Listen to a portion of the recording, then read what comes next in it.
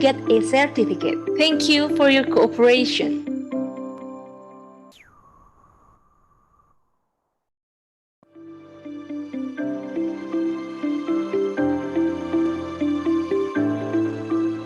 Thank you for attending the 20th Annual International Conference on Islamic Studies 2021. To ensure the success of the event, participants are required to follow rules as listed below. 1. The teleconference media used is Zoom meeting. 2. Rooms are open 20 minutes before the session starts. 3. Participants must enter the room 10 minutes before the session starts. 4. Participants must turn on their webcam and use a virtual background. 5. Participants must dress politely and neatly. 6. Participants must turn off the microphone during the session. 7. Participants can ask questions through the chat column or by clicking the raise hand button. 8. The microphone can be turned on during a question and answer session guided by a chair or host. 9. Participants must change their display name with the following format: full name, underscores, origin by region or university or institution. 10. The participant must use the IHS One Touch to get a certificate. Thank you for your cooperation.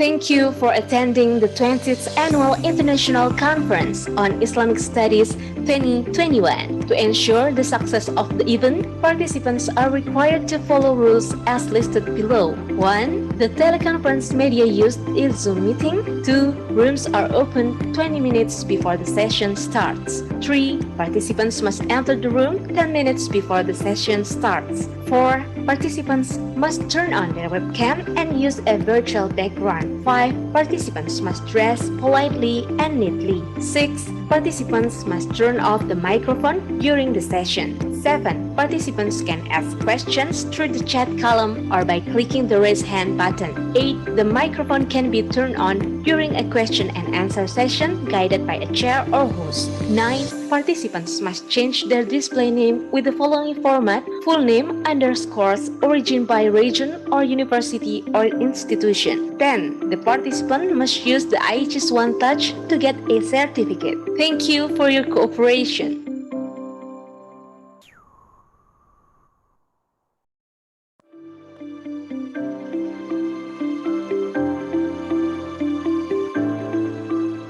Thank you for attending the 20th Annual International Conference on Islamic Studies 2021. To ensure the success of the event, participants are required to follow rules as listed below. 1. The teleconference media used is Zoom meeting. 2. Rooms are open 20 minutes before the session starts. 3. Participants must enter the room 10 minutes before the session starts. 4. Participants must turn on their webcam and use a virtual background. 5. Participants must dress politely and neatly. 6. Participants must turn off the microphone during the session. 7. Participants can ask questions through the chat column or by clicking the raise hand button. 8. The microphone can be turned on during a question and answer session guided by a chair or host. 9. Participants must change their display name with the following format: full name, underscores, origin by region or university or institution. 10. The participant must use the IHS One Touch to get a certificate. Thank you for your cooperation.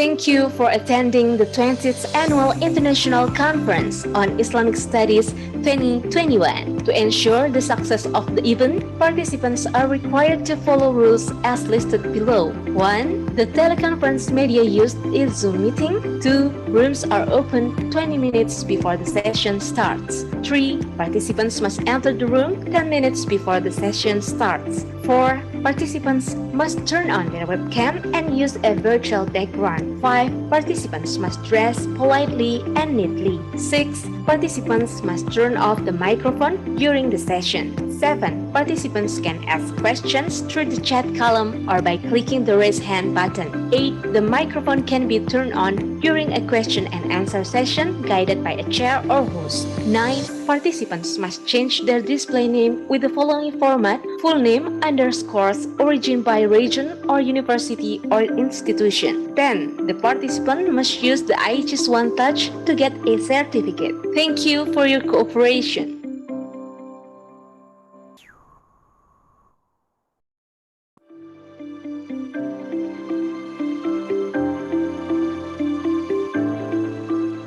Thank you for attending the 20th Annual International Conference on Islamic Studies 2021. To ensure the success of the event, participants are required to follow rules as listed below. 1. The teleconference media used is Zoom meeting. 2. Rooms are open 20 minutes before the session starts. 3. Participants must enter the room 10 minutes before the session starts. 4. Participants must turn on their webcam and use a virtual background. 5. Participants must dress politely and neatly. 6. Participants must turn off the microphone during the session. 7. Participants can ask questions through the chat column or by clicking the raise hand button. 8. The microphone can be turned on during a question and answer session guided by a chair or host. 9. Participants must change their display name with the following format: full name, underscores, origin by region or university or institution. 10. The participant must use the IHS One Touch to get a certificate. Thank you for your cooperation.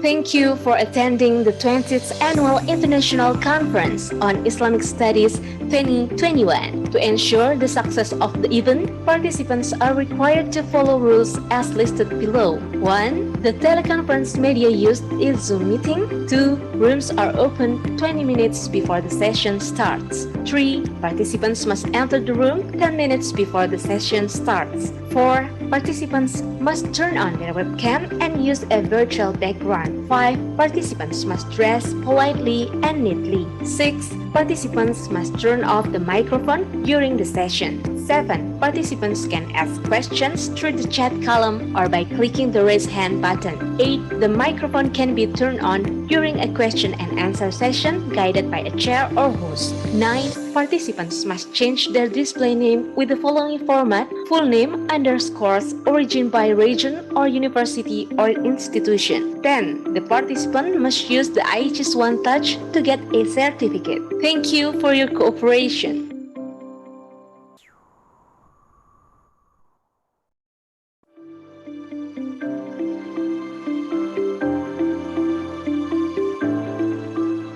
Thank you for attending the 20th Annual International Conference on Islamic Studies 2021. To ensure the success of the event, participants are required to follow rules as listed below. 1. The teleconference media used is Zoom meeting. 2. Rooms are open 20 minutes before the session starts. 3. Participants must enter the room 10 minutes before the session starts. 4. Participants must turn on their webcam and use a virtual background. 5. Participants must dress politely and neatly. 6. Participants must turn off the microphone during the session. 7. Participants can ask questions through the chat column or by clicking the raise hand button. 8. The microphone can be turned on during a question and answer session guided by a chair or host. 9. Participants must change their display name with the following format: full name, underscores, origin by region or university or institution. 10. The participant must use the IHS One Touch to get a certificate. Thank you for your cooperation.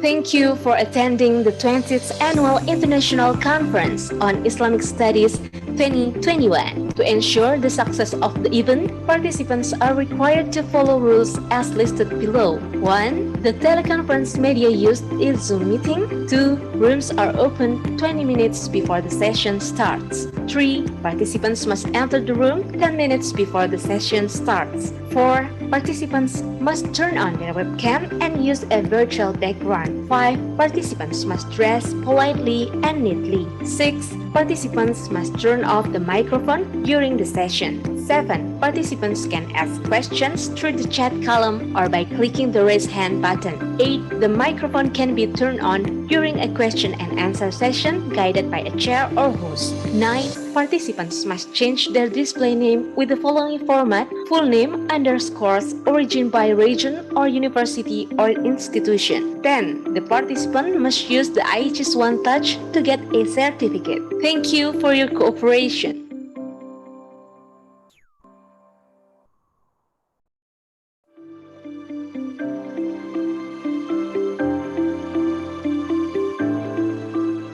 Thank you for attending the 20th Annual International Conference on Islamic Studies 2021. To ensure the success of the event, participants are required to follow rules as listed below. 1. The teleconference media used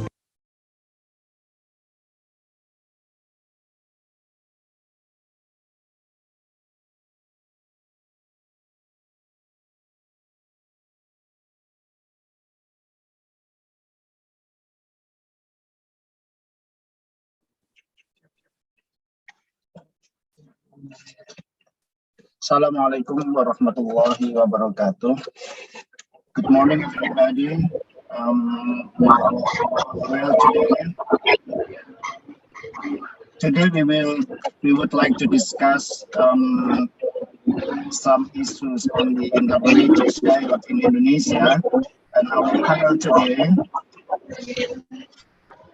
will have a topic of religious diversity in Indonesian context. The four papers that would like to be presented today will discuss a wide range of topics of interreligious dialogue, and the topics will cover some issues both from theological perspectives and from practical application of how to create a religious harmony among different religious adherents in Indonesia.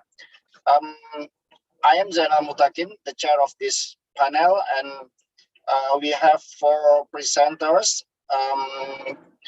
The first one is Ms. Siti Mutolinga from STAI Mahad Ali Al-Hikam, Malang.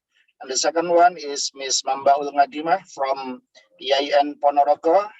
And the third panelist actually is a group, but in this session, it will be represented by Ms. Ihda Risma from University of Darussalam, Gontor, Ponorogo. Before we start all the presentation of this panel, let's start our panel today together with reciting Basmalah. Bismillahirrahmanirrahim. And I will give the first opportunity to present her paper, respectable Ms. Siti Mutolinga, who will discuss about the practical application of interreligious dialogue, or how to create harmony among different religious followers, which take place in STAI Al-Hikam, Malang. Okay, the time is yours.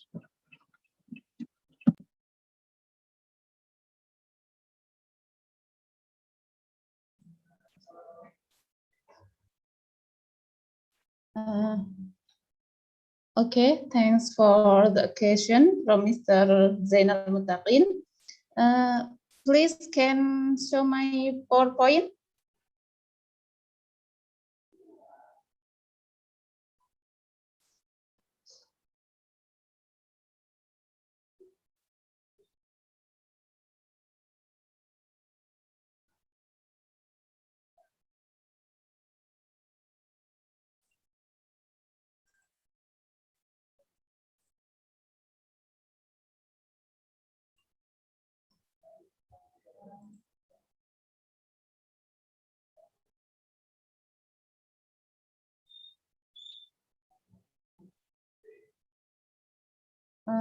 I'm sorry.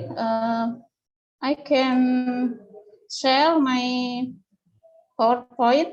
Can help me, Mr. Zainal, to share? Yes, wait a minute.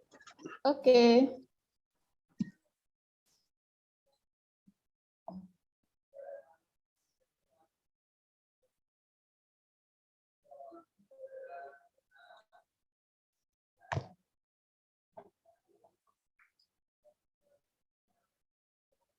Okay, before we wait, the PowerPoint has shared. I will introduce myself the first. My name is Siti Mutalinga. I come from Stai Mahat Ali Alika Malang. In this nice occasion, I would respectable to all of panels or and the chair of this discussion, Mr. Zainal Mutakin from Win Surakarta, and then Mrs. Adima from IAIN Ponorogo, and Miss Ihda from Gontor, and other audience in this nice occasion. Okay, how about the PowerPoint?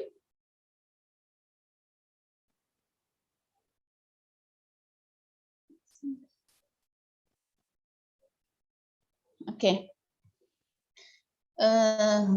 In this nice occasion, I would like to present my studies under the title is the role of Kiai Haji Ahmad Hasyim Muzadi's Islamic Education Institution in realizing wasatiyah Islam and citizenship based on Islam Rahmatan lil Alamin. My studies in the location is the Islamic Educational Institution was built by Kiai Haji Hasyim Muzadi in Malang, namely is Sai Mahat Ali Alika Malang and PESMA or Pesantren Mahasiswa Mahat Ali Alika Malang. As we know, Kiai Haji Hasyim Muzadi is one of Indonesian Muslim scholar who is known as a very moderate figure. He also very respect to reject violence or extremes, and then respect indifference and diversity. And he very respect in build ukhuwah Islamiyah, ukhuwah wataniyah, and trying to realize citizenship and wasatiyah Islam by his concept, namely Islam Rahmatan lil Alamin. The next slide. Kiai Haji Hasyim Muzadi, concerned in realizing peace and Islamic wasatiyah, he has proven throughout his youth activity in various organizations, both in national and international contexts.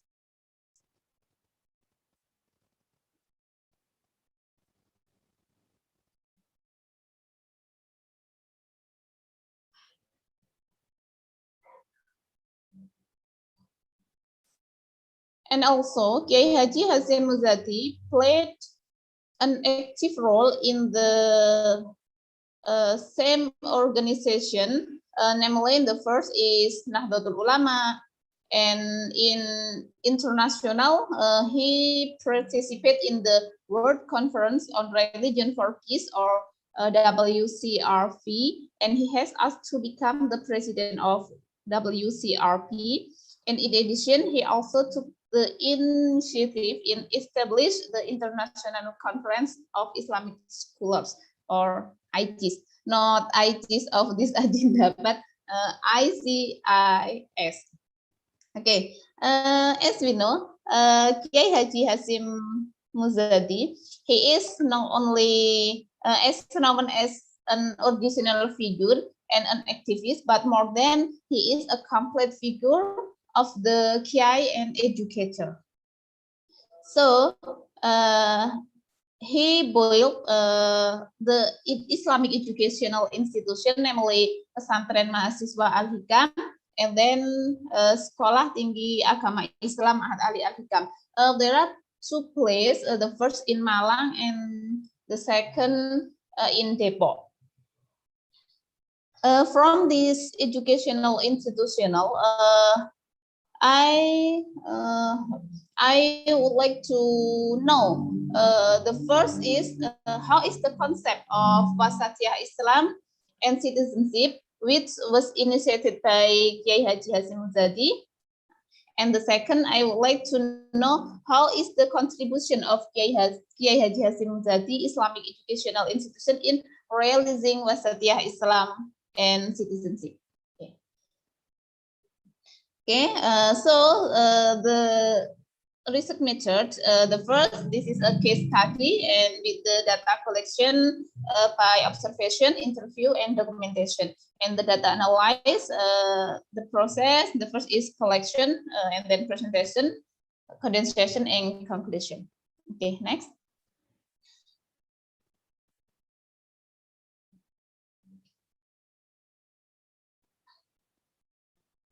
Next. Okay, the result and discussion. The first, Islam Rahmatan lil Alamin as the concept of Wasatiyah Islam and citizenship on Kiai Haji Hasyim Muzadi perspective. In Kiai Haji Hasyim Muzadi perspective, there are 3 points about the concept of Islam Rahmatan lil Alamin. The first, he combining for Islam Rahmatan lil Alamin with the vision of calling for ultimate peace. And the second, he implementing the concept of Islam Rahmatan lil Alamin in some attitude. And the last is the concept of Islam Rahmatan lil Alamin applying by 3 approaches. Okay, the first, combining for Islam Rahmatan lil Alamin with the vision of calling for back. Okay, the campaigning for Islam Rahmatan lil Alamin with the vision of calling for ultimate peace. The first is Islamic law must be able to provide space, and second, opportunities to create the benefit of human life. And the second, implementing the concept of Islam Rahmatan lil Alamin, there are 5 attitudes. The first is tawasud or moderate, and the second is i'tidal or fair, and the third is tasamuh or tolerance, and the fourth is tawazun or balanced, and the fifth is tashawur or dialogue, or as we know, musyawarah. And the concept of Islam Rahmatan lil Alamin on Kiai Haji Hasyim Muzadi perspective, applying by 3 approaches. The first is fikih ad-da'wah, and the second is fikih al-ahkam, and the third is fikih as-siyasah. Fikih ad-da'wah, it is about the preacher is like a mursyid or protector and guide in his pesantren, try to inviting the bad people to be good people who are already improve their quality. In this context, in inviting according to the person. And the second, by fikih al-ahkam, applies to people who are ready to implement an Islamic law in a total and comprehensive manner. And the last, by fikih as-siyasah, this aspect concerns the relationship between Islamic society and Islamic states. As we know that Kiai Haji Hasyim Muzadi, he participated in every activities in our country. He also active in many organizations, in money politics and the others. Okay, next.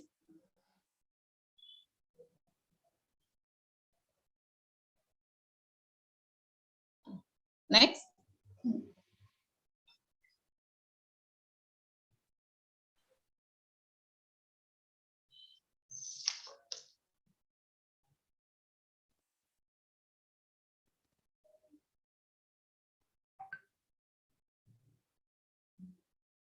Okay, and then in the context of Indonesia, Kiai Haji Muzadi said that Islam Rahmatan lil Alamin is the core of Pancasila. According to him, Pancasila is not a religion, but it is not contrary to religion.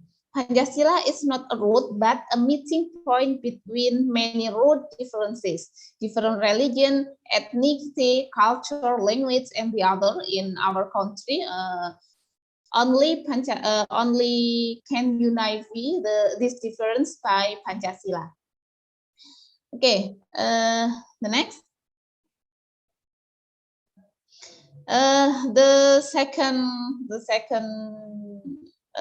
second result of my studies about the role of Kiai Haji Hasim Muzadi's Islamic Education Institution in realizing Wasatiyah Islam and citizenship.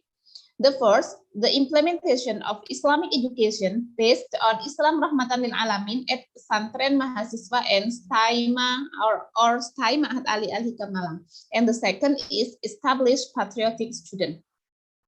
Okay, the next, the implementation of Islamic educational institution based on Islam Rahmatan lil Alamin.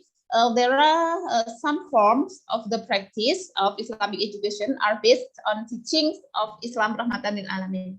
The first is the inclusion of Ahlus Sunnah wal Jamaah material, both in the material in pesantren and the course at university or in campus or in STAIMA Al-Hikam Malang. And the second, the inclusion of social jurisprudence material both in the PESMA or in pesantren and in college or university. And the third is submission of teaching of Islam Rahmatan lil Alamin through agenda, namely Tambihul Am. It is activities we held by Mushrif, or it is or organizing committee in this pesantren. And the last is practicing a tolerant attitude at Pesantren Al-Hikam Malang and striking as well as anticipating radicalism. Okay, the next. And the second, my result studies is about established patriotic student. How Islamic educational institution will be built by Kiai Haji Muzadi to try to establish patriotic student. The first, the patriotic attitude of this student is a manifestation of the attitude of citizenship, which will be very useful when the students are already living in society. When students already have a patriotic attitude, of course, they will prioritize moderation in religion. And the second, the students are expected to become the generation of Khairul Ummah, or the best people, whose life must be full of enthusiasm to compete, or we say fastabiqul khairat in Arabic, to pursue life's achievement. And the last is prepare students to live in religion, society, and nation. Okay. Next, the conclusion. The first is Kiai Hasim Muzadi is a very moderate Islamic figure who makes the concept of Islam Rahmatan lil Alamin as the concept of Wasatiyah Islam and citizenship. And the second, the contribution of the Islamic boarding school of Al-Hikam Malang or Pesantren Al-Hikam Malang students in realizing Wasatiyah Islam and citizenship includes two things. The first is realizing the process of Islamic education based on the teachings of Islam Rahmatan lil Alamin, which includes the inclusion of Ahlus Sunnah wal Jamaah as the material in pesantren, and then the inclusion of social jurisprudence material both in the material in pesantren and in university. And the third is submission of teaching of Islam Rahmatan lil Alamin through agenda, namely Tambihul Am. And the fourth is practicing a tolerant attitude at pesantren. And the second, to produce patriotic student, the first is students are self the amaliyah or active attitude and prohibit the ahmaliyah or passive attitude in life. And the second, students are expected to become the generation of Khairul Ummah, or the best people, whose life must be full of enthusiasm to competition, or fastabiqul khairat, to pursue life achievement. And the last, prepare students to live useful lives in religion, society, and nation. Okay, I think it is enough for me. Thank you for your nice attention, and see you next time. Wassalamualaikum warahmatullahi wabarakatuh.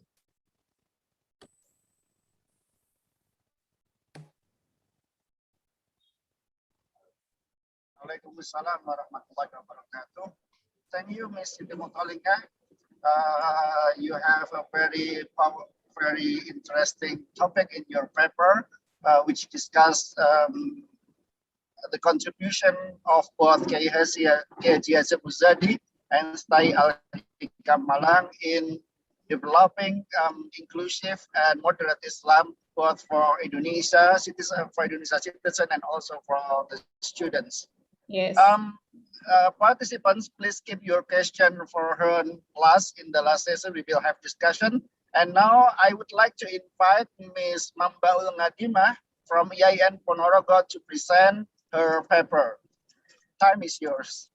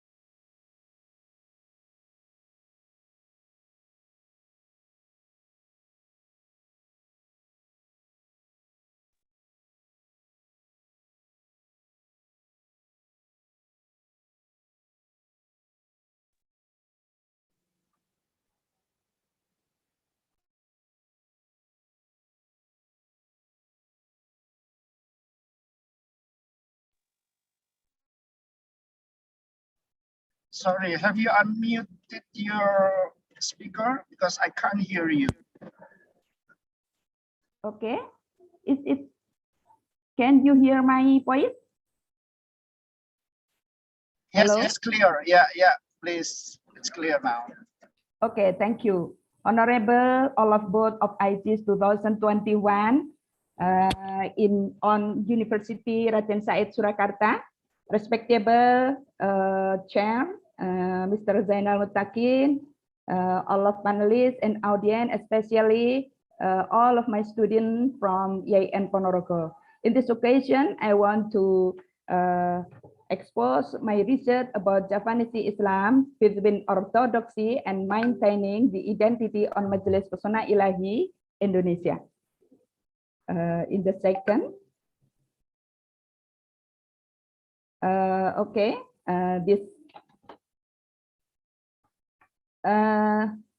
the multicultural Indonesian nation in the result of long contact between thousands of tribes, race, languages, customs, and religion. This continuous process and intercultural contact result in intercultural communication and intercultural transformation, which is called adaptation. There are two stages of adaptation according to Kim.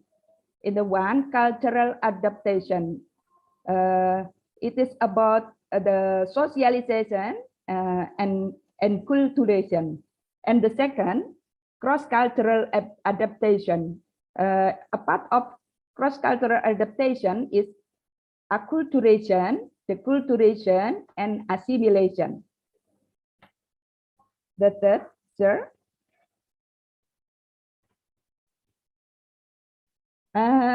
Saya mau menjelaskan dalam hal ini, mohon maaf, saya combine between English and Indonesian. Jadi dalam proses adaptasi budaya di Indonesia itu, menurut Kim itu ada dua hal. Yang pertama adalah adaptasi budaya, di mana situasi budaya tadi berupa interaksi, sosialisasi dengan budaya baru dan budaya asing. Hal ini disebut dengan enkulturasi. Yang kedua, menurut Kim, adaptasi budaya itu disebut dengan cross-cultural adaptation. Jadi adaptasi antar budaya. Ini ada 3 hal. Yang pertama acculturation, yang kedua deculturation, yang ketiga assimilation. Dalam proses acculturation, itu dalam kontrak antara individu, kelompok yang panjang, terjadi proses sosialisasi dan interaksi dengan budaya baru dan asing yang menghasilkan individu memilih norma dan nilai budaya lokal. Disebut sebagai acculturation. Yang kedua, jika pola budaya terdahulu turut mempengaruhi psikologis dan perilaku pendatang, atau disebut deculturation, biasanya menghasilkan identitas baru, norma baru, nilai budaya baru. Hal inilah yang memicu terjadinya resistensi atau penolakan terhadap budaya baru. Sehingga bukannya tidak mungkin pendatang akan mengisolasi diri dari penduduk lokal. Yang ketiga, asimilasi. Tahap asimilasi merupakan adaptasi yang paling sempurna, di mana pendatang meminimalisir penggunaan budaya lama, sehingga ia terlihat layaknya penduduk lokal. Penelitian ini ingin menjawab 2 pertanyaan. Yang pertama, how is the Majelis Pesona Ilahi adaptation process? The second, what acculturation strategies have been implemented by Majelis Pesona Ilahi in the process of acculturation? Penelitian ini dilakukan di The Fort. Penelitian ini dilakukan di Desa Melarak, Ponorogo.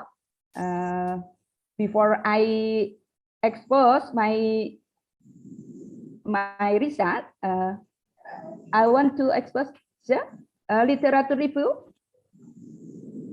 There are some of literature review who concern in acculturation. According to Aziz, in 2015, the era of Sultanate of Demak, Pajang, and Mataram, for about 14 and 15, Japanese Islamic acculturation emphasized the importance of building monotheism and morality in all aspects of life. The second, Umi Subula, 2012, and Jyoti 27, and Beke 2015, the pattern of acculturation of Islam with local culture synergies between custom and religion, accommodative dialogical negotiating and absorbing syncretic.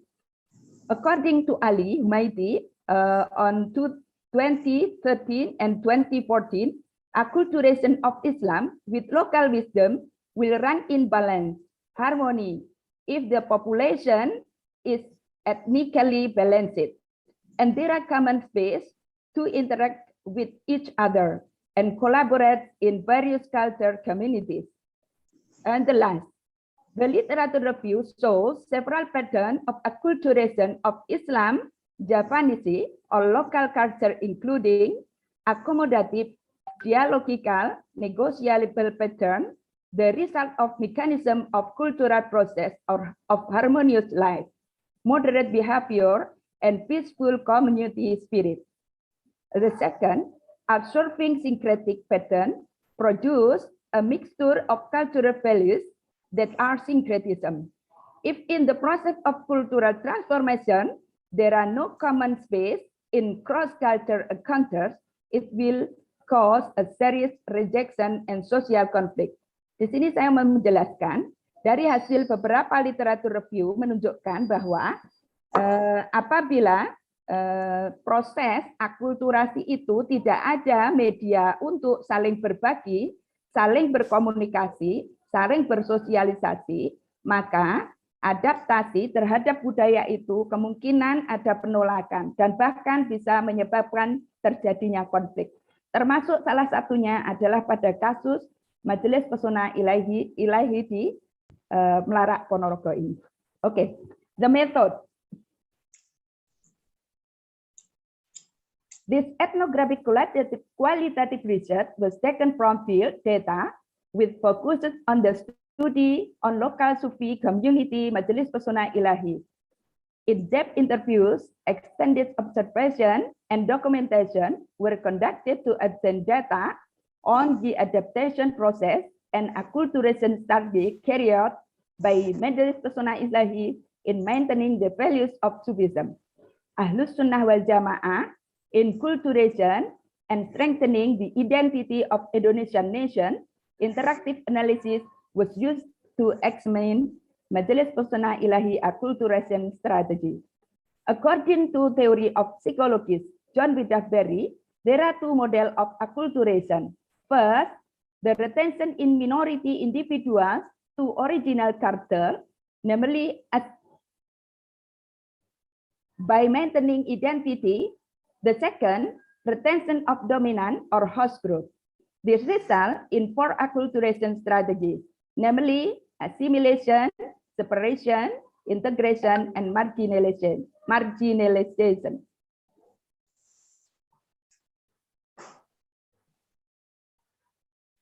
Okay, the result and discussion. This research was conducted in Jorsan Village, Melarak, Ponorogo Regency. Ponorogo is known as a sanctuary city because there are thousands of Islamic boarding schools, including Al-Islam, Pesantren Al-Islam, and Pesantren Gontor.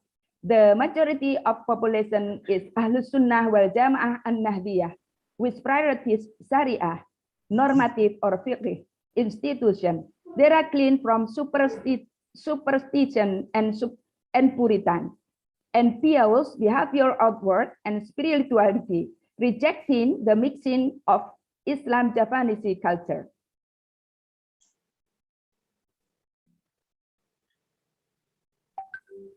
Okay, sir. Next. Majelis Pesona Ilahi is local congregation founded by Abah Kiai Labib Huda in Kamburung Village, Citarap District, Bogor Regency on July 12, 2004. One of its branches is in Jorsan Village, Melarak, Ponorogo, the locus of this research. The congregation consists of various tribes, culture, languages, and customs. The purpose of Majelis Pesona Ilahi is for humans, Muslims, to be organized and guided directly by Al-Quran through the teaching of Mursyid teacher about true science and essential science. Nur Tauhid, who guides students to that human are ordered and guided directly by Quran to reach the melting of the self-fana, the disappearance of the ego, to achieve the bungah marak maring Allah Subhanahu wa Ta'ala, or ma'rifah, Gnostic. Ini according Miftahul Jannah 2015.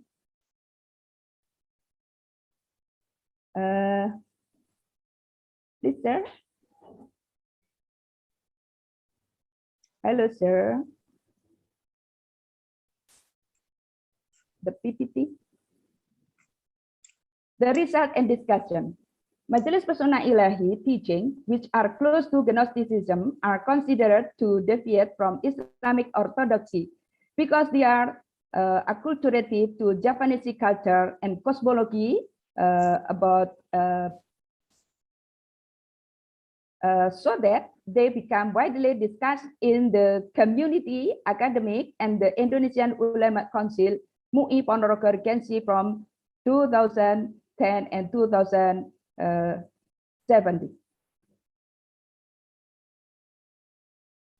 Conclusion. This research found that, first, the Majelis Pesona Ilahi adaptation pattern tend to be absorbing or syncretic.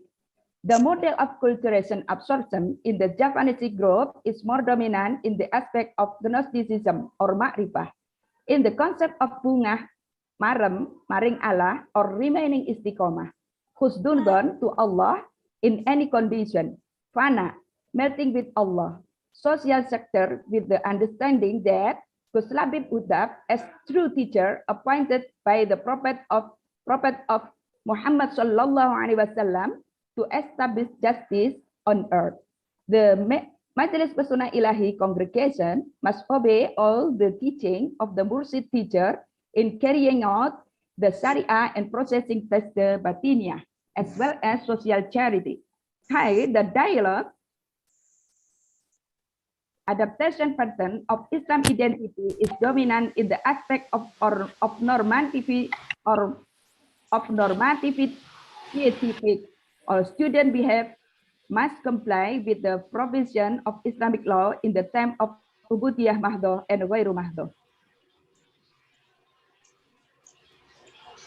The second adaptation strategy is assimilation adapted from Javanese and Sundanese culture in Andum Punga on Friday blessing and gratitude through various life cycle ritual such as Selamatan bread, ritual, akikoh, hari ulang tahun, marriage, Tegesdino, Walimatur Urus, and death, a series of Selamatan, upacara haul.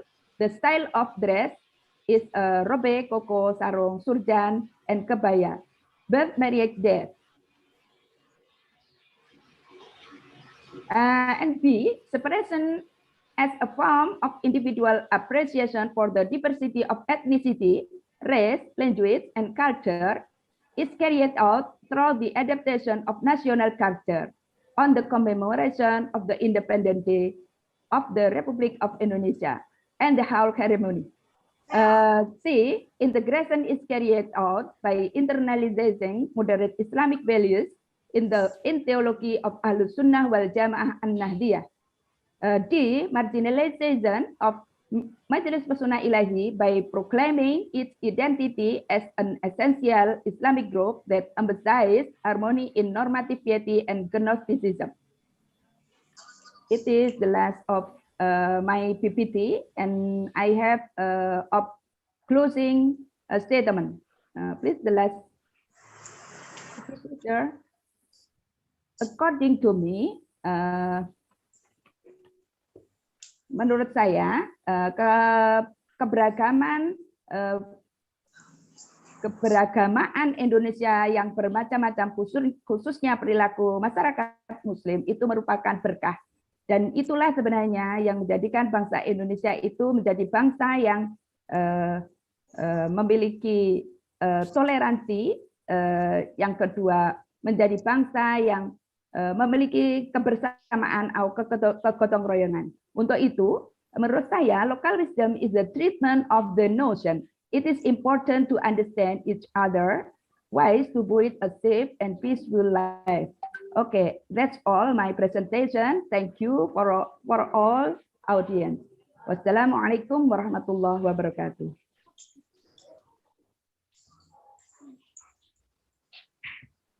Waalaikumsalam warahmatullahi wabarakatuh. Thank you very much, Ms. Mambaul Ngadimah. It's very interesting paper because it's like the contemporary wisdom and local religion, how the state can treat them like 100% citizenship, because sometimes those who are considered deviating from Islamic values or Islamic orthodoxy will got like punishment, or maybe will be treated unwell from the society and from the state as well. Okay, thank you very much. And again, participants, please keep your question for our last session for discussion. And now I will invite Ms. Ihda Rizma from University of Darussalam Gontor Ponorogo to present her paper. Please, time is yours. Okay, thank you. Can you hear my voice? Yes, it's clear. Yes. I will prepare the PowerPoint, and this you can start your presentation. Okay, thank you.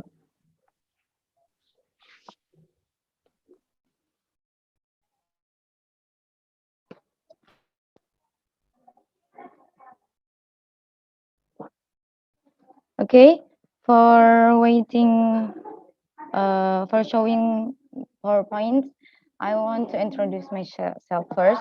I'm Hindari Farhania, and I come from University of Darussalam Gontor. Here, I will present.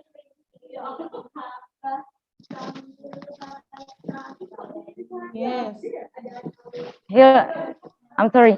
Here, I will present research from our club, including Mr. Yuangga Kurnia Yahya, Miss Fadila Rahmawati, and me, Miss Ida Ismafania from University of Darussalam. Okay. Thank you for showing my PowerPoint. Sorry, Mister, please show the first PowerPoint, the title.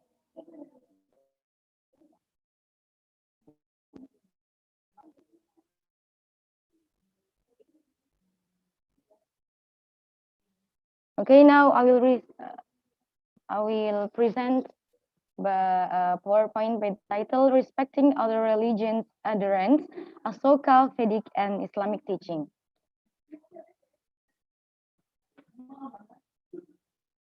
Can you hear my voice clearly? Yes, it's fine. Yes. Okay. Okay. For the introduction, Indonesia is a unique country. Relations between religious communities in it have many colors. In a series of history, it is found how people who came from various religions and ethnicities are able to unite for mutual progress and live together in harmony. In other times, not a few has found a history of less harmonious relations between religious adherents, both individually and communally. Conflicts in example for conflicts in Poso, Ambon, Tolikara, and Tanjung Balai are for the example of this. So the plurality of Indian society has two inseparable sides. One is a gift for all the people to know each other, understand each other, and strengthen each other in order to realize a harmonious national and state life. However, on the other hand, differences are often prone to giving birth to small conflicts which will later experience conflict escalation, resulting in communal conflicts such as Poso and Ambon. So, in this research, I'm sorry, shows that International NGO Forum on Indonesian Development claimed that most tolerant city is Bojonegoro and Kupang, and the most intolerant city is Tasikmalaya and Yogyakarta.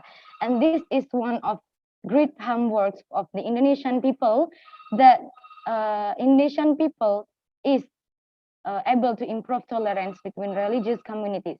This inter-religious tolerance can be measured by the community's acceptance of the activities of other religions and different ethnic groups in the neighborhood. Okay. Okay. So here we are going to study about the two largest religions in Southeast Asia. That was Islam and Buddhism. Why we choose Islam and Buddhism? Because this is the two largest religions in Southeast Asia, where there are 42% are Muslim and 40 are Buddhist. And 25% of all Muslims in the world and 38% of all Buddhists in the world live side by side in Southeast Asia.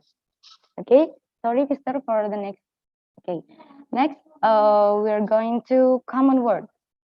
In the relationship between religious communities, theologically, there are many attitudes that emerge. Some attitudes that are commonly encountered are exclusivism, inclusivism, and pluralism. These three attitudes arise because of the truth claim, which is the basic foundation of religions. But on the other hand, this truth claim is often the trigger for the opinion that the religion adopts is the most correct and other religions are wrong, and one can freely vilify other religions. Okay, and here common words are literally the translation of the concept of kalimatun sawa in the Quran, to be precise in Surah Ali Imran, 64. Bismillahirrahmanirrahim. Qul ya ahlal kitabi ta'alau ila kalimatin sawa'in bainana wa bainakum alla na'budu illallaha wa la nusyrika bihi syai'an wa la yattakhidha ba'duna ba'dan arbaban min dunillah fa in tawallaw faqulu syhadu bi anna muslimun. For Indonesian translation is, wahai ahli kitab, marilah kepada suatu kalimat atau ketetapan yang tidak ada perselisihan di antara kami dan kalian, bahwa tidak kita sembah kecuali Allah dan tidak kita persekutukan Dia dengan sesuatu pun, dan tidak pula sebagian kita menjadikan sebagian yang lain sebagai Tuhan selain Allah. Jika mereka berpaling, maka katakanlah kepada mereka, saksikanlah bahwa kami adalah orang-orang yang menyerahkan diri kepada Allah. The choice of this concept is because it is the normative foundation in promoting tolerant and harmonious coexistence between religious adherents. This first is an entry point in the ideas of pluralism, multiculturalism, tolerance, and coexistence between religious adherents. So, kalimatun sawa literally means the same word, consensus, fair sentence, and meeting point. The word kalimatun has the meaning of word, kalimah. The sawa in the Quran can refer to three meanings: similar or equal, middle, and justice. So, here we talk about asbabun nuzul of kalimatun sawa. The first is, I speak in Indonesia, pelajaran bagi umat Islam untuk mengedepankan titik temu dan nilai-nilai persamaan sehingga memberikan rasa aman, adil, dan lapang dada bagi seluruh lapisan masyarakat yang beragam. So the second is teaching the empathy, or mengajarkan sikap empati pada keyakinan yang dianut oleh pihak lain, dan seorang muslim tidak boleh memaksakan keyakinannya pada pihak lain. Namun di saat yang sama, sang muslim juga harus tetap menjaga nilai-nilai keislaman yang ada dalam dirinya. That was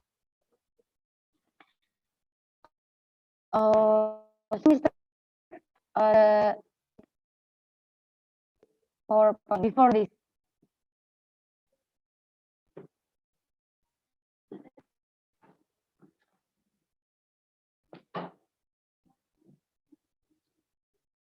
Okay, it can be concluded that the meaning of kalimatun sawa are the same words, or words in the middle, and words that contain the principle of justice. Okay, the next. Respecting other religions in Asoka and Islamic perspective. One of the foundations is in calculating the values of tolerance and respect for followers of other religion is the story of King Asoka as contained in Asoka Vadana.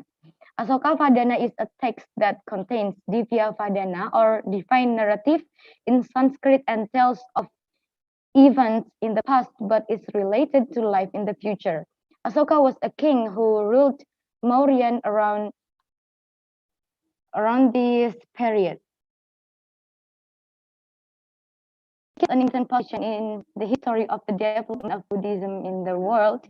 Therefore, Asoka's stories are not only found in Sanskrit literature, but also translated into Pali, Chinese, Tibetan, Japanese, Burmese, Thai, Sinhal, and Buddhist traditions in Asia. For the next PowerPoint, please. Okay, Asoka's stories and teachings can be traced back through his legacy. Both are the rocks edicts and pillar edicts.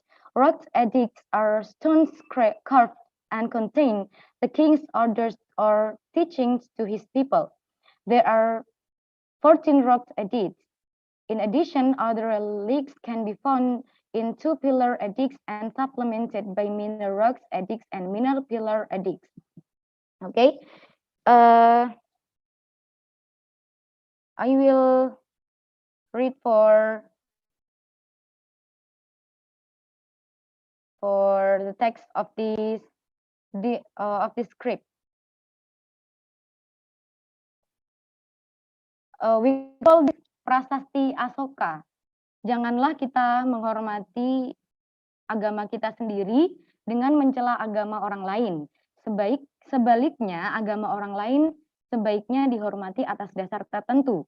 Dengan berbuat begini, kita membantu agama sendiri untuk berkembang di samping menguntungkan pula agama lain. Oleh karena itu, barang siapa menghormati agamanya sendiri dengan mencela agama lain, semata-mata karena dorongan rasa bakti kepada agamanya dengan berpikir, bagaimanapun aku dapat memuliakan agamaku sendiri, maka dengan berbuat demikian, maka ia malah akan merugikan agamanya sendiri.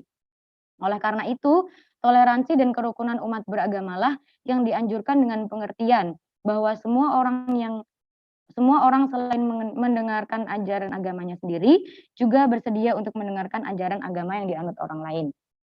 So, for the next,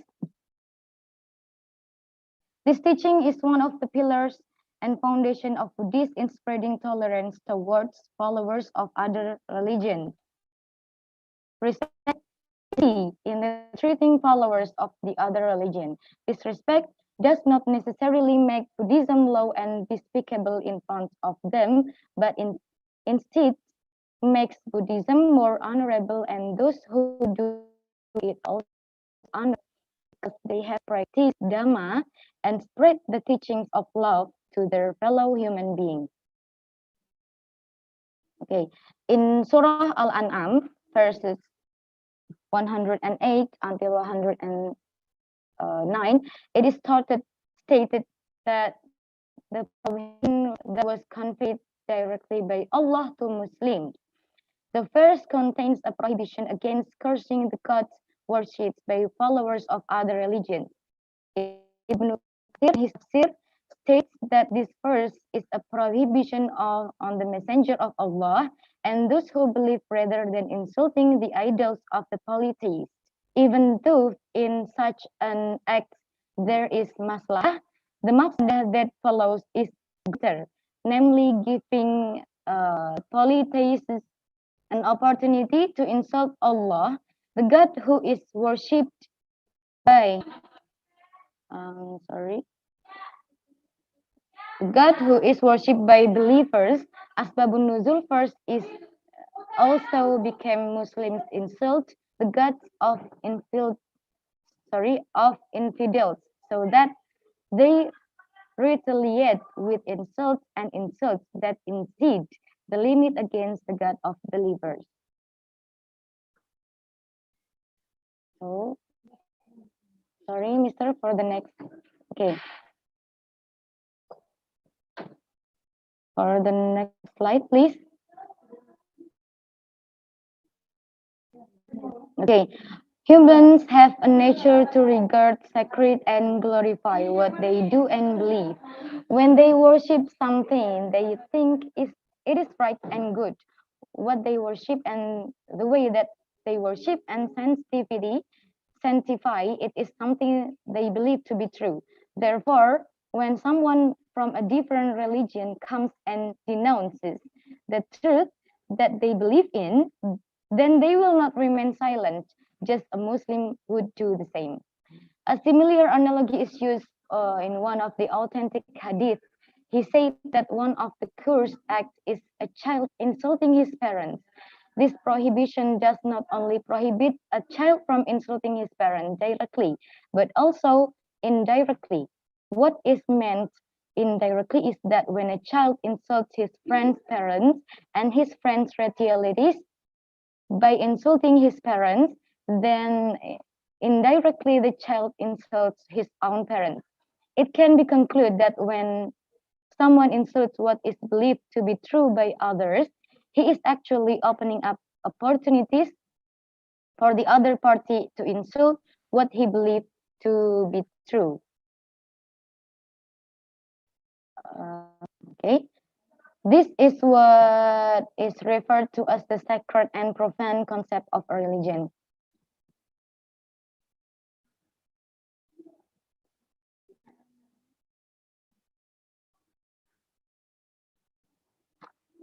Okay, this is the essence of the two teachings above. If someone wants to get respect from followers of other religions, he should start by respecting what followers of other religions believe. This respect certainly does not mean believing and believing in it, because it is certainly contrary to the principles of their religion, but rather gives them space to believe in the truth according to the principles they hold and carry out their beliefs. So this is also known as social worship. So the conclusion,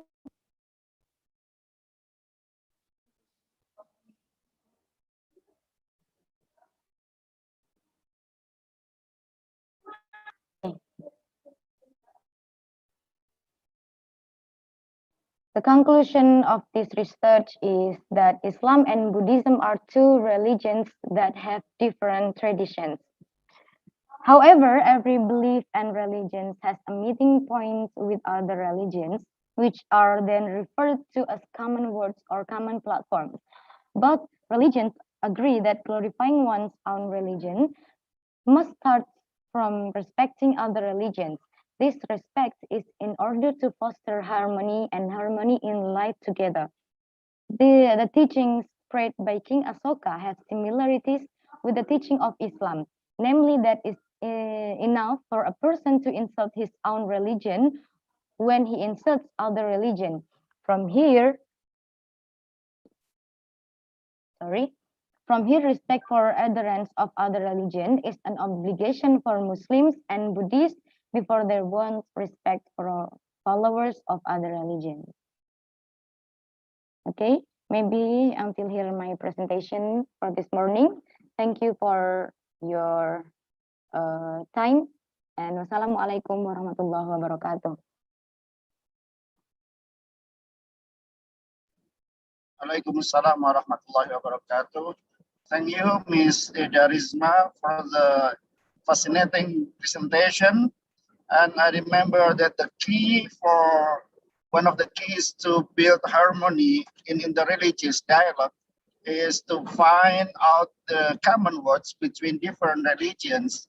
So this is a very rare but fascinating paper because Ms. Ida and her friends are trying to compare the common words between Islam and Buddhism.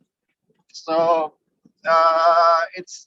I said it's rare because sometimes often we discuss or compare between monotheistic religions like Islam and Judaism and Christianity, but in this paper, Ms. Ida presented how Islam and Buddhism have common words in building religious harmony among their religious adherents.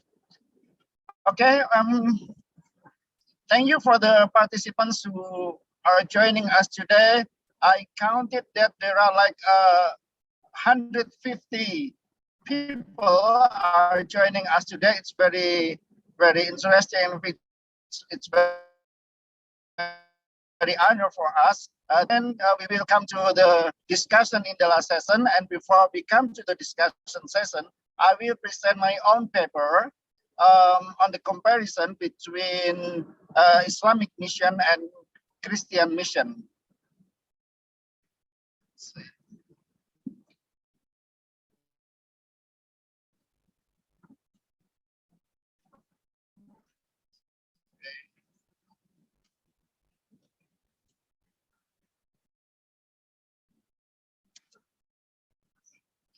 Okay.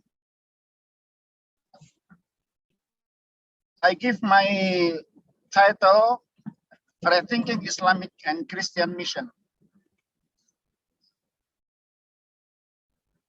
Yep. Interreligious tension and conflict, especially among Muslims and Christians in Indonesia, have become a durable problem. So the building, for example, the building of new churches is considered by some Muslims as the expansion of the mission to spread Christian gospel. This, to some extent, received resistance from Muslims community. On the other hand, the coming of Muslims to areas that are predominantly Christians is seen by Christians as Muslim propaganda to spread Islamic mission. So this Muslims and Christians often come to this suspicion. The long period of Dutch colonization, which brought some Christian missionaries to present Christian gospel to Indonesia, still left the hard feeling of Muslims, which is hard to heal. Some Muslims still perceive Christian services like education, healthcare, and other social services, even when those are intended purely for humanity as means for converting others or for converting Muslims to Christianity.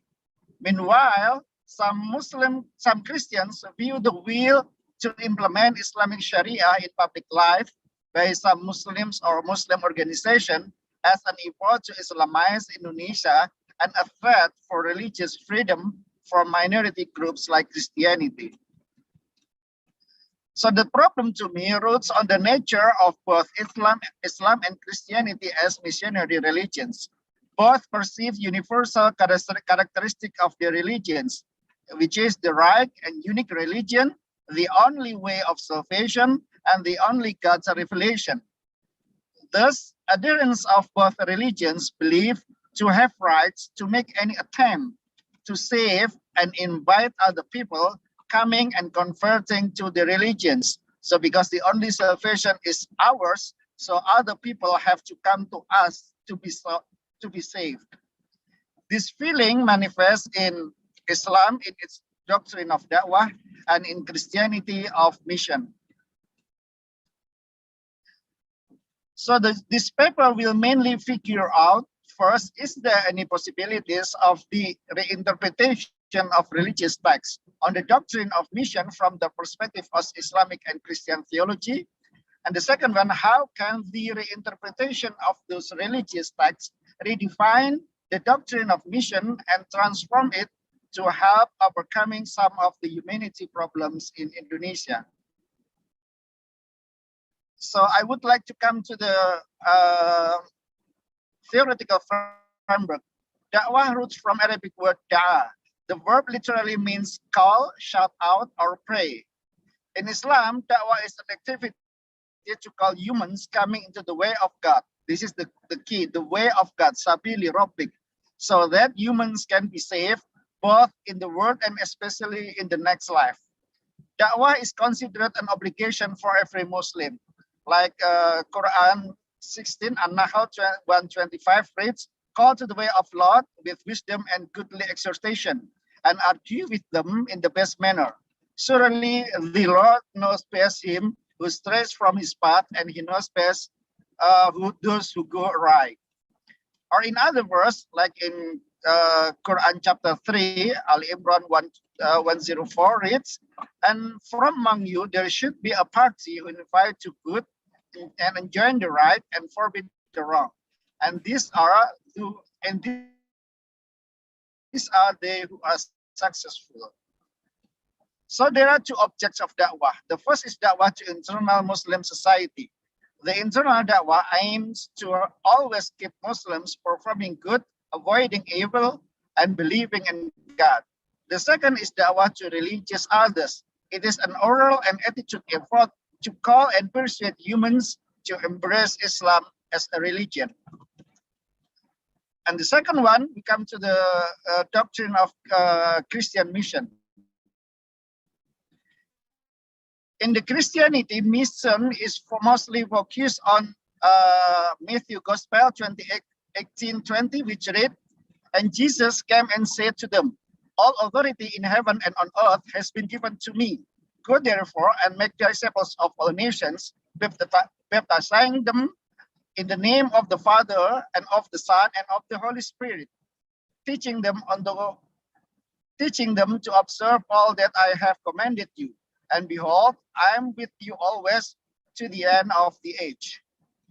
The passage from the Matthew, go therefore and make disciples, baptizing them in the name of the Father and of the Son and of the Holy Spirit becomes an imperative mission and holy burden to abide God's command.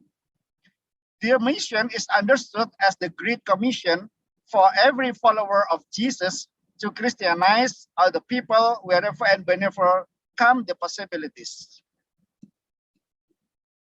The problems, however, both Muslims and Christians would probably comprehend the doctrine of mission as external duty to add more converts.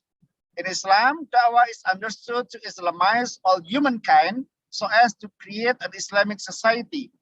Da'wah is thus the fulfillment of this commandment to call humans onto the path of God, an essential religious duty. It is an effort by Muslims to enable other humans to share the benefit of the supreme vision of religious truth which he has appropriated. Meanwhile, from Christian point of view, the Great Commission can be theologically synopsized within 4 categories. The first, spreading the gospel. The second one, widening God's government. The third one, repentance of unbelievers. And the fourth one, developing new congregation. This shows how the Christian mission is carried out like in Islam, to add more adherents. So the first thing that we need to do is the reinterpretation of the text. The voices of disagreement on the mission of Islamizing or Christianizing have emerged widely within Muslim and Christian thinkers. For example, Tahir calls the notion of proselytizing others like Christians to Islam or Muslims to Christianity as colonial idea that should not be conducted anymore. Meanwhile, one of the Christian thinkers, Zygmunt, states, as we do this in the religious dialogue, we are challenged with a new intellectual agenda. In the earlier eras, when many Christians lived in homogeneous enclaves of like-minded believers, there were two approaches taken by Christians toward people who were not Christians. We sought to convert all people to Christianity, or we conspired to get rid of all people who refused to convert by killing or marginalizing them. The history of Christian tolerance towards non-Christians is not something that I am proud of as a Christian. I regret that many violent and reprehensible acts have been done in the name of Christianity. So this is the reinterpretation. Dawah is commonly considered as to call human onto the path of God. However, it is sorry to say that if we go by the Quran or the Quranic interpretation all the way from throughout generation to generation, there is no injunction in the Holy Quran to convert anybody to a particular faith. There are two clear directions laid out in the Quran. First, that the Quran does not give any new truth. It only preaches the truth previously preached by other prophets like Jesus, Moses, David, or Abraham. Secondly, the commandment of Dawah in the Quran says, call to the way of the Lord. The expression used here is the way of God, not Islam. The word Islam here means a specific religion, not in a generic meaning. In generic meaning, all religions are Islam, meaning surrender to God. Then Dawah should be understood to be developing a better quality of human beings, elevating poverty, fighting against backwardness, as well as liberating people from social and economic oppressions. Dawah is spreading Islam as the blessing for the universe. Rahmatan lil alamin. The nature of Dawah, commending to the virtues, ya'muruna bil ma'ruf, and avoiding from doing bad, yanhauna 'anil munkar, in the very widest meaning. Similarly, reconception and transformation of Islamic Da'wah also emerged within Christian circle. Romo Banawi Ratma reinterprets the passage in Matthew Gospel 28:18-20 as the basis of the Great Commission to redefine the Christian mission.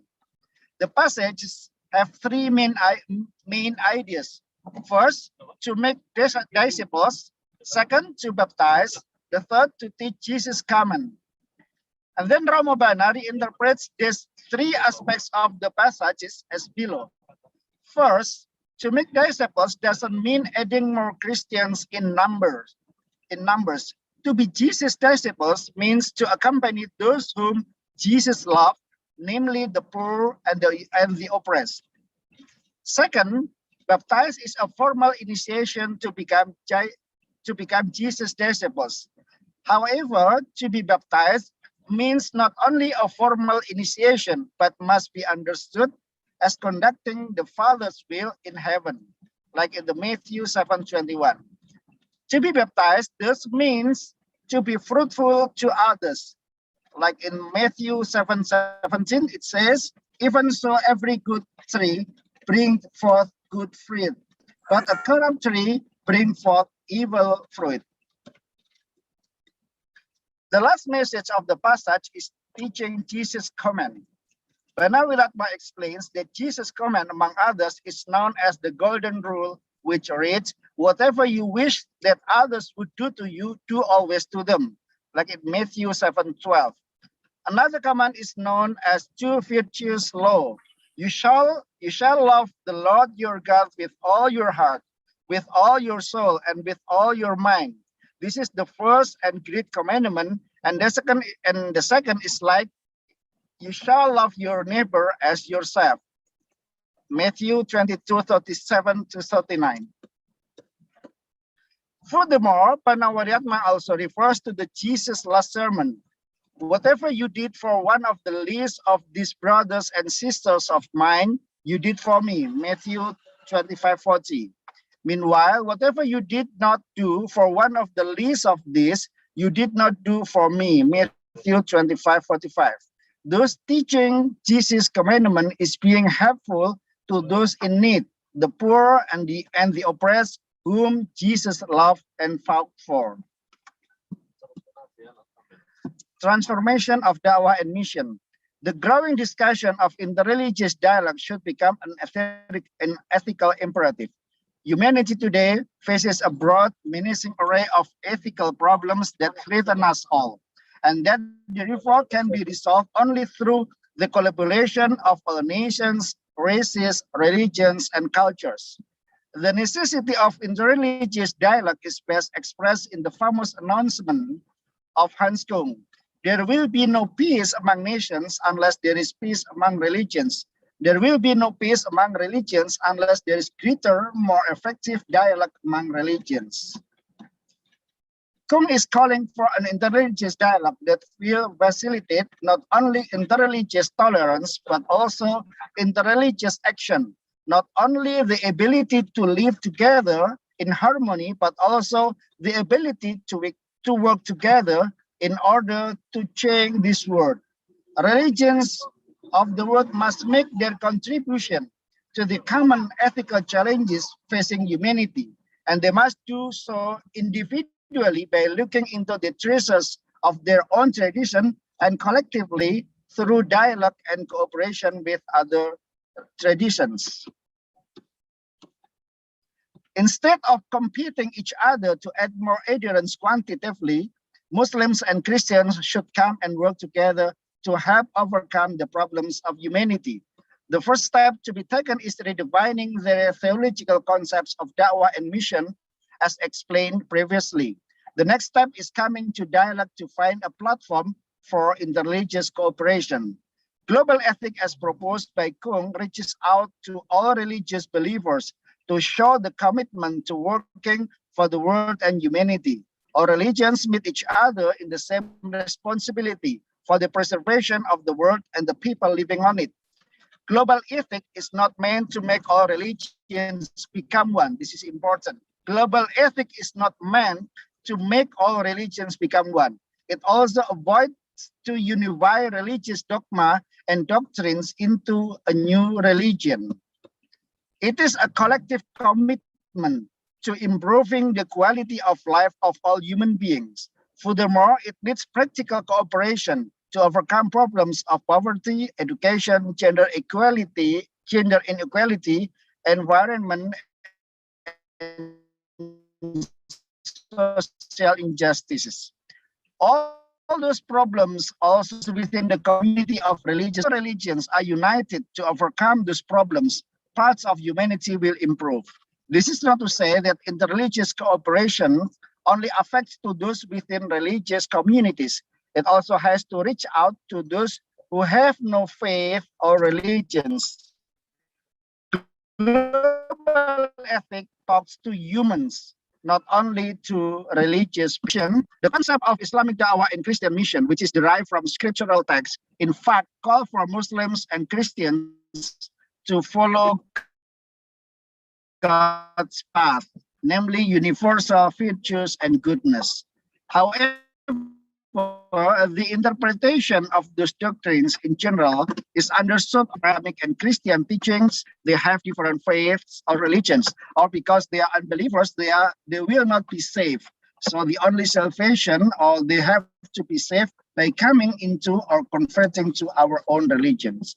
This understanding should be redefined to avoid conflict because of the competition to have more Muslims and Christians in the population. Dawah and mission can be reinterpreted as a call to live virtuously in the name of God, be it Allah or Jesus, by helping others without considering their religious background. Furthermore, it becomes imperative for all Muslims and Christians to come together into interreligious cooperation to overcome all the problems of humanity. It is a challenge for all religious communities to abide the teaching of loving others into practical theology. Only then can peace among humans be achieved. Okay, that's all from me, my presentation for today's panel. And as I promised before, we come to the question and answer session. So I will invite 3 participants who have questions or will have argument about what have presented by the 4 panelists today. So to enrich our understanding, our ideas on how to build interreligious harmony to live side by side in the Indonesian context, which is very plural, both in religions, races, or cultures. Okay, please raise your hand.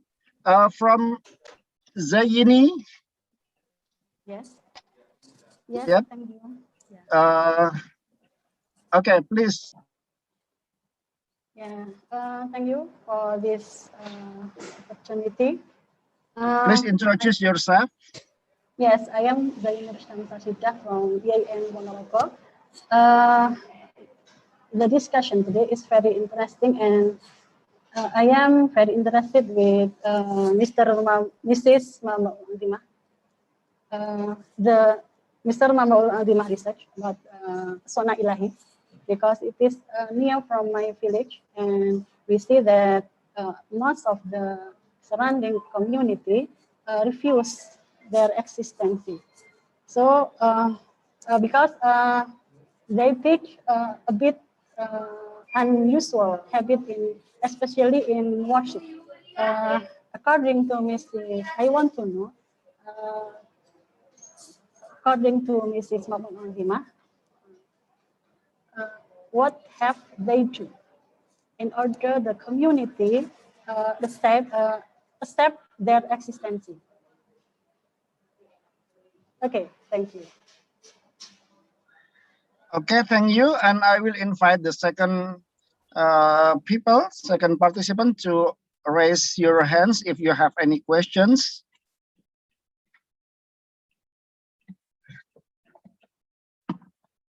Okay, I can't see. Okay, while waiting for the other participants to ask the question, I would like to invite Ms. Mamba Ngadimah to answer the question.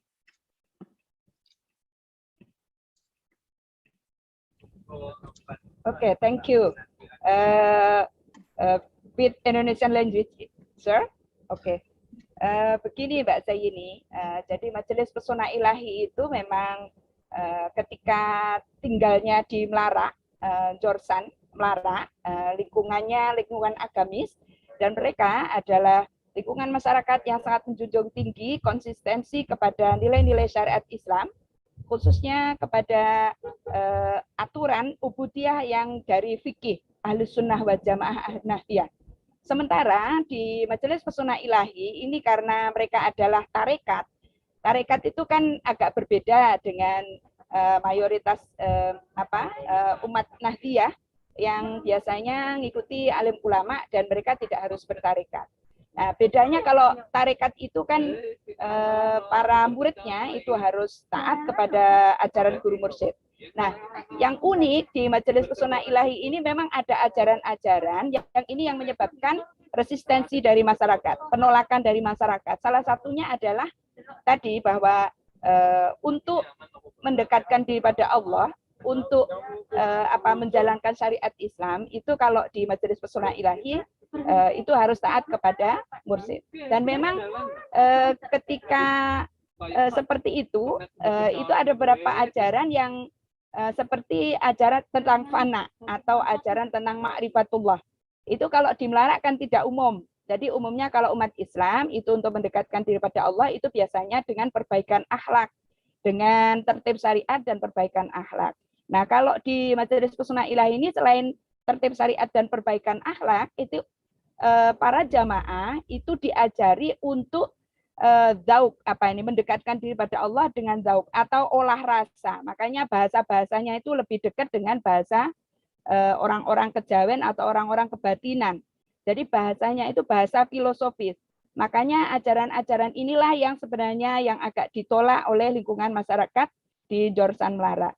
Yang kedua, selain tadi cara mendekatkan diri pada Allah tadi dengan olah rasa, dan itu biasanya itu dengan mujahadahnya itu malam, ada perilaku-perilaku yang bersifat empiris. Contohnya misalnya di tarekat itu, kalau di tarekat Naksabandiyah, untuk membuktikan bahwa kita betul-betul talqin, siap untuk kembali kepada Allah, itu kan ada ekspresi untuk apa. Nah, kalau di Majelis Pesona Ilahi itu ketika kita membuktikan fana atau kita itu tidak ada Tuhan selain Allah, itu ada upacara yang mirip di talqin di tarekat Naksabandiyah. Tapi kalau di Majelis Pesona Ilahi itu memang muridnya itu ya di posisinya itu ya disuruh membuktikan mati itu ya ada ruangan yang di situ dia memang sendiri. Nah, hal-hal ini praktek-praktek yang demikian yang menyebabkan lingkungan masyarakatnya ini memahami ajaran tadi adalah bukan ajaran Islam, tapi itu adalah merupakan akulturasi dari budaya Jawa, yang mana memang di dalam budaya Jawa, di ajaran makrokosmos dan mikrokosmos, itu memang diajarkan di sana. Jadi untuk membuktikan bahwa kita bisa kembali kepada Tuhan, itu manusia itu harus bisa menafikan segala hal yang ada di dunia. Dan inilah sebenarnya penolakan-penolakan yang selain memang ada ketika murid itu taat kepada mursyid, itu ada beberapa perilaku yang kadang-kadang ini sangat subjektif. Contohnya kebiasaan Jumat berkah. Jadi setiap Jumat Majelis Pesona Ilahi ini melakukan tasyakuran dengan membuat makanan lalu dibagikan ke lingkungan masyarakat. Nah, sebagian masyarakat ketika dikasih berkah atau berkat itu tidak mau menerima. Karena apa? Ya itu tadi, karena dalam ajaran syariat Islam kita lebih penting tidak harus kita membuang-membuang rezeki dengan selalu selamatan. Jadi seperti itu. Makanya di Melara itu banyak hal yang ditolak. Yang selain itu memang penolakan tadi saya cermati itu memang belum ada upaya untuk usaha baik MUI ataupun lingkungan masyarakat sana untuk berdialog secara interaktif. Jadi memang belum ada ruang-ruang dialogis. Sebenarnya mereka kalau secara ubudiyah itu persis dengan orang NU, tapi kalau memang perilakunya memang agak berbeda. Begitu Mbak Zaini. Terima kasih Pak Zainal Mutakin. Okay, thank you for the answer. And I would like also to discuss one important issue in your presentation, Ms. Mamba Ungatima, if you don't mind. How about the reaction of the MUI, the Council of Ulama in Ponorogo, and also how the state or the government treat them, perlakuan negara maupun MUI terhadap keberadaan mereka, apakah mereka bisa hidup dengan nyaman atau ada hal-hal yang membuat mereka menjadi sulit di dalam menjalani kehidupan sosial khususnya. Ya, terima kasih Pak Zainal Muttaqin. Mereka tidak ada perlakuan khusus atau kehidupan yang sulit bagi mereka, cuman penolakan dari lingkungan masyarakat dekat, khususnya di Desa Jorsan, jadi di lingkungan situ aja Bapak. Sebagian ulama MUI itu memang mengatakan itu ada penyimpangan. Nah, penyimpangan itu saya lihat memang ada di ajaran filosofisnya Bapak ya. Jadi kalau di dalam tarikat itu kan ada tarikat yang menerima ajaran-ajaran filosofis yang itu berhubungan dengan konsep gnostisism, seperti misalnya tentang hal, ahwal, atau tentang tajalliyat Tuhan, kan begitulah. Di Melara ini dijelaskan konsep-konsep tentang bagaimana kita manusia itu bisa membuktikan bertemu Tuhan. Nah, hal-hal itu sebenarnya yang ditolak oleh lingkungan masyarakat yang memang basisnya adalah syariat Islam, dan itu dipikirkan kita bahwa di dunia kita bertemu Tuhan itu kalau nanti sudah mati. Makanya di Majelis Pesona Ilahi ini memang ajarannya mirip mungkin dengan tarikat-tarikat yang dari India seperti tarikat Satarya, itu ada ajaran filosofis tentang martabat 7, tentang konsep bagaimana fana filah, tentang konsep bagaimana makrokosmos mikrokosmos. Nah, ini yang khususnya sebagian ulama MUI itu memang tidak setuju. Karena apa? Lingkungan masyarakat di khususnya di Melara itu pada umumnya adalah masyarakat biasa. Jadi bukan konsumsinya untuk menerima ajaran-ajaran yang bersifat filosofis seperti itu. Yang kedua memang yang tidak diterima masyarakat dan juga termasuk MUI itu adalah pola bahwa ketika murid itu taat kepada mursyid, itu ada kewajiban murid itu untuk secara istiqomah, itu untuk infak dan sedekah. Dan itu untuk melengkapi sarana prasarana yang belum dipunyai oleh Majelis Pesona Ilahi ini. Nah, itu yang agak ditolak oleh MUI itu adalah yang tadi, yang perilaku yang khususnya secara ekonomi masyarakat itu merugikan. Jadi seperti itu Pak. Tapi tidak ada tindakan misalnya secara formal MUI itu memberi surat bahwa ini tidak boleh, tidak ada Bapak. Karena kalau saya lihat memang kalau ubudiahnya ya biasa saja, tidak ada masalah, hanya ajarannya dan tindakan atau perilaku keseharian itu yang memang agak berbeda dengan masyarakat di lingkungan Ponorogo. Seperti itu Pak Zainal Muttaqin. Terima kasih. Yeah, I asked that question because I just did research on the identity of indigenous religions. So they still consider themselves as Muslims today. Mereka masih mengaku sebagai Muslim dengan identitas KTP sebagai Muslim, Bu?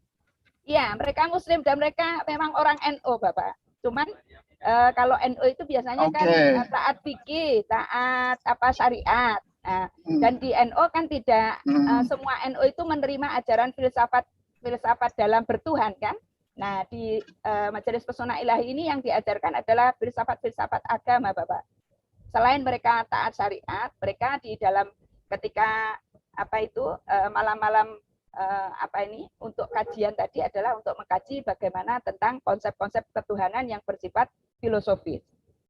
Itu yang kedua tadi, memang ada perilaku khususnya berhubungan dengan ekonomi masyarakat. Sebagian jamaah itu karena taatnya kepada guru mursyid tadi, itu misalnya guru butuh untuk membangun masjid, itu misalnya dia punya barang apa, ya sudah ini saya serahkan kepada guru untuk membangun masjid. Nah, itu yang kurang disetujui oleh MUI, Bapak. Tapi sebenarnya tidak ada tindakan tegas dari MUI untuk menolak Majelis Pesona Ilahi, karena ini di lingkungan pesantren dekat dengan Jorsan, Bapak. Jadi ini sebenarnya keluarga pesantren Jorsan, cuman karena ini tarekat, jadi berbeda dengan Al-Islam Jorsan. Seperti itu, bedanya hanya begitu, Bapak. Ya, saya tahu itu jurusan terkenal kampung santri ya, sedikit resistensi dari masyarakat. Ya, okay. Is there any questions from the participants? Please raise your hands or just speak out. Or while waiting, I would like also to discuss Miss Siti Mutolingah's paper on the thought, the ideas of Kiai Haji Hasyim Muzadi, and also the contribution of his pesantren, his schools, his university. Is there any empirical research on how his ideas have impacted the students of the university, Stai Al-Hikam, or the santri there? Ms. Mutolingah, can you hear me? Okay, yes, I can. In Stai Ma'had Ali Al-Hikam Malang and in Pesantren Mahasiswa Al-Hikam Malang, there is not yet empirical studies, but it is about the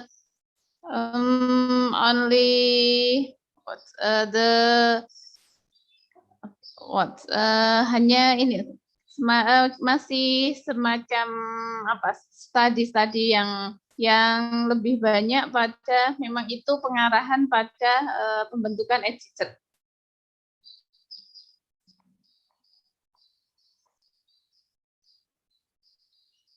Maksud saya misalnya apakah kemudian ada pernah sebuah kajian yang mengukur tentang karakter moderat bagi para santri di Al-Hikam, atau mungkin ada kalaupun nggak research langsung bagaimana kemudian pengaruh pemikiran Kiai Hasyim Muzadi itu terkait dengan moderasi di dalam kehidupan keagamaan bagi para santri Al-Hikam, baik itu riset secara empiris ataupun mungkin pengamatan Bu Siti Mutolingah terkait dengan hal tersebut.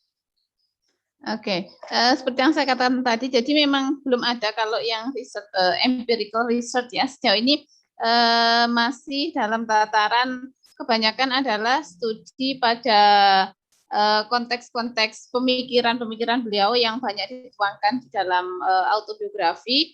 Kemudian juga seperti yang saya lakukan ini masih sekedar dalam tataran saya melihat implementation saja. Jadi tataran praktek yang ada di pesantren, at pesantren and the university or Staima Al-Hikam Malang.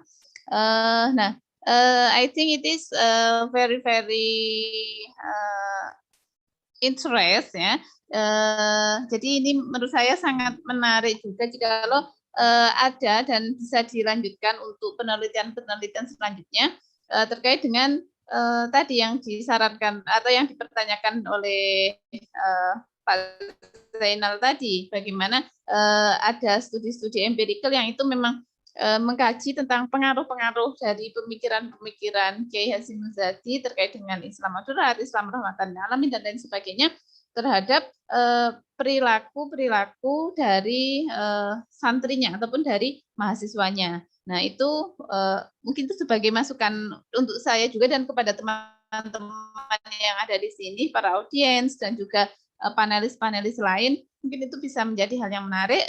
Sebagaimana kita tahu karena Kiai Hasyim Muzadi ini beliau tidak hanya sosok lokal ya, figur lokal, tapi beliau sudah menjadi figur secara nasional bahkan secara internasional seperti itu. Thanks.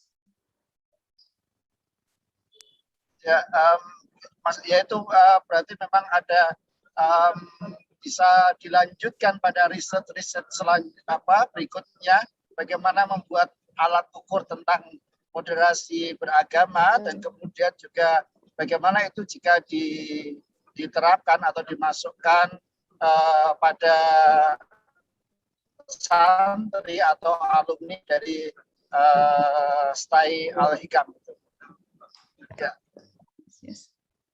Ya, terima kasih atas pertanyaan sekaligus itu masukan bagi kami dan menjadi suatu yang sangat menarik memang menurut saya itu nanti. Terima kasih Pak Zainal. Oke, Miss Ida, are you still with us?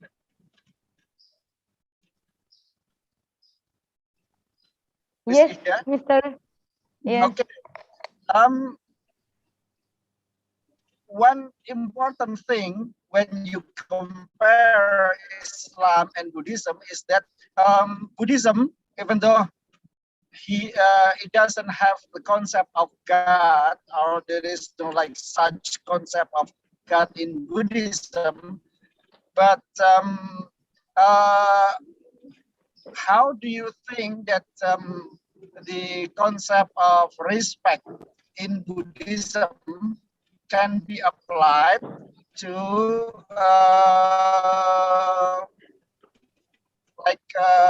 the followers of Buddhism, because have the big proportion of population in Southeast Asia, in Thailand, in Burma, and other countries, and Indonesia as well.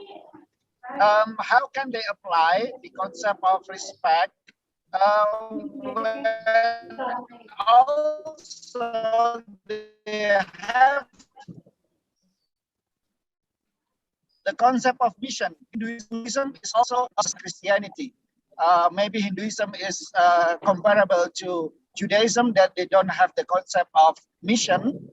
But how do you think the Buddhist adherents can apply the concept of respect in their mission, in their da'wah, in Islamic, in Islam?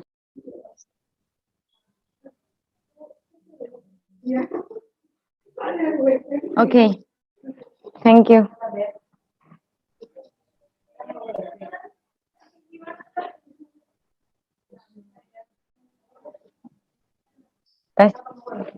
Okay, thank you.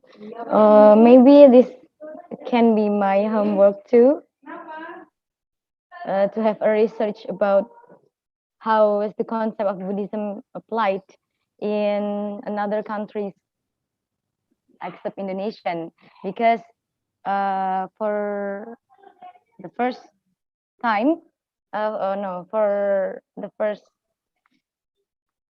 background of my studies is about comparing of conflict or problem in Indonesian because of tolerance. Then to what we call to have how to show what we call this, untuk melerai konflik tersebut, mungkin yang kita lakukan adalah dengan menstabilitas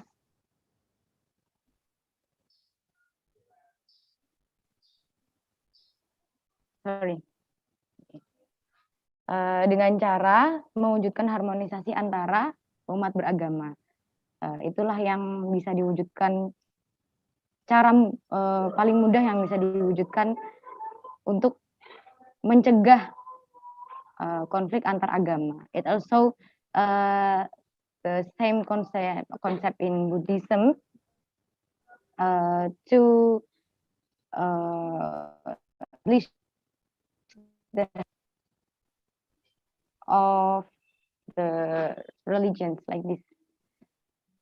But for the applying concept of another country, Buddhism concept of harmony, it will be my homework too, to have this research for any time, for other time. Thank you, Mr. Okay, yeah, that's for the next research, okay? Maybe for the next IG's. I'm sorry. Okay, maybe. Okay, is there any question so far from the participants? I don't think there is any. So, before we close, our invite all of the panelists to give like a closing statements for their presentation and also for the future research that will inspire our students, our participants to do the similar or probably the something that's interesting and fascinating and also contributing to the developing harmony in the religious harmony in Indonesia. I would like first to invite Ms. Siti Multalinga to give the closing statement. Okay, thank you for Mr. Zainal. My closing statement for this discussion today is to develop Islamic education institutional in realizing Wasatiyah Islam and citizenship on the multidisciplinary perspective. Besides that, I recommend to another research also to manage of Islamic educational institution to make their institution the basis of development of Islam rahmatan lil alamin and moderation in religious.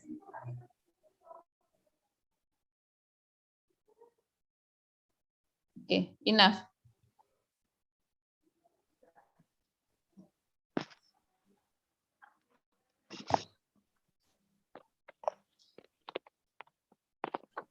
Hello, Ms. Multalinga. Yes. Okay. Have you finished with your statement? Yes, finished. Okay. Yeah. Thank you very much. And then I would like to invite Ms. Mambaul Ngadima to give the closing. Baik, terima kasih. Saya memberi statement dalam bahasa Indonesia. Sesuai hasil penelitian saya, sebenarnya di dalam hati saya itu ada kegelisahan seperti ini. Selama ini umat Islam, khususnya yang Ahlus Sunnah wal Jamaah An-Nahdiyah ini seringkali ada gejolak, khususnya ada penolakan ajaran-ajaran dan itu berhubungan dengan kesesuaian antara perilaku dengan syariat Islam. Setelah kita cermati dari penelitian tadi, ternyata ketika ini berhubungan dengan tarekat lokal itu karena murid itu harus taat kepada guru mursyid, itu pengembangan dari nilai-nilai perilaku dalam menjalankan syariat Islam, dalam khususnya ghairu mahdhah, itu seringkali dianggap oleh lingkungan itu tidak sesuai dengan core dari nilai-nilai Islam yang dasarnya Al-Quran dan As-Sunnah. Dan itulah yang menyebabkan seringkali tarekat-tarekat lokal itu diklaim sebagai umat Islam yang sesat. Padahal mereka sebenarnya secara syariat ya tetap menjalankan syariat Islam, tapi bedanya ketika mereka ada ajaran-ajaran yang dikembangkan oleh guru mursyid dan itu memang adaptasi dan adopsi dengan budaya di lingkungannya. Nah, inilah yang menyebabkan terkadang terjadi konflik, termasuk di Malang itu sampai polisi, sampai MUI semuanya mengklaim ini sesat. Padahal sebenarnya ya saya yakin itu tidak jauh beda dengan kasus Majelis Pesona Ilahi. Bedanya mungkin karena MUI Ponorogo itu lebih kompromistis terhadap lingkungannya, jadi tidak sampai terjadi seperti klaim sesat pada tarekat lokal seperti yang ada di Malang. Jadi seperti itu menurut saya memang khususnya pemerintah dan juga MUI dan juga masyarakat Muslim secara luas itu kita butuh untuk mengadakan dialog yang harmonis agar sebenarnya persoalannya ini apa? Sebenarnya ini menyimpang atau sebenarnya ini pengembangan dari nilai-nilai yang dikembangkan oleh tarekat lokal. Nah, ini butuh adanya dialog dan juga ruang-ruang untuk membahas secara bersama-sama agar kita tahu sebenarnya permasalahannya apa sehingga kita tidak terjadi suudzon atau mungkin klaim-klaim bahwa ini sesat atau tidak. Kadang saya berpikir mengapa kalau orang-orang kebatinan itu berubah apa saja tidak ada orang mengklaim sesat, tapi kalau ini Islam ini pasti ada klaim sesat. Nah, klaim sesat itu memang biasanya berhubungan dengan adopsi dan adaptasi nilai-nilai Islam, lalu mereka mengadopsi atau mengadaptasi nilai-nilai budaya lokal. Jadi seperti itu menurut saya memang kita butuh ngobrol bersama agar bagaimana nilai-nilai Islam ini tetap berkomitmen sesuai dengan nilai-nilai yang purifikasi, tapi di sisi lain sejauh mana kita bisa mengadaptasi dengan kultur, itu memang butuh ada mungkin kalau di penjaminan itu ada standarnya. Jadi agar nanti kita mengingatkan orang-orang sudah yang di luar patokan-patokan normativitas atau syariah Islam, kita bisa mengklaim ini yang mana yang benar, mana yang sudah melampaui dari kebenaran Islam. Seperti itu, terima kasih kepada Pak Zainal Muttaqin. Wassalamualaikum warahmatullahi wabarakatuh. Waalaikumsalam warahmatullahi wabarakatuh. It's fascinating also to do another research on the role of Majelis Ulama Indonesia in stating in some groups is deviating or not. Ya itu mungkin nanti ada riset lanjutan tentang perbedaan mengapa di MUI di satu tempat mengatakan itu sesat, di tempat lain tidak mengatakan sesat itu. Ya terima kasih, thank you very much Ms. Pambaul Ngadimah. And then I would like to invite Ms. Ihdarisma to give the closing statement. Okay, thank you. However, this research to study again, masih harus ada penelitian lagi mungkin ya, khususnya tentang asked me before about how does Buddhists applies their Asoka's concept to establish harmony in their country. For example, Thailand, Vietnam, and etc. Maybe this research is what do we call need to discuss in another time. And for another title, in discussing Buddhism for Asoka Vedic and his teaching like this. But however, if we discuss about conflict of religion, it has many reasons to discuss this, and many reason or many ways to discuss this, because maybe our country also, we have discussed it in many times, but we as our country also, we as Indonesian cannot apply these harmonies in reality like this. If we just discuss and not apply the harmony in our life, because communication between people is very interesting, and it was not easy to have a harmonious relation between religions, especially in our country. Then the research of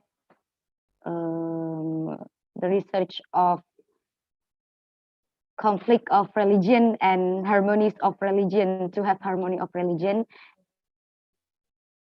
is discussed again in another time. Thank you. Okay, thank you very much, Ms. Ihdarisma.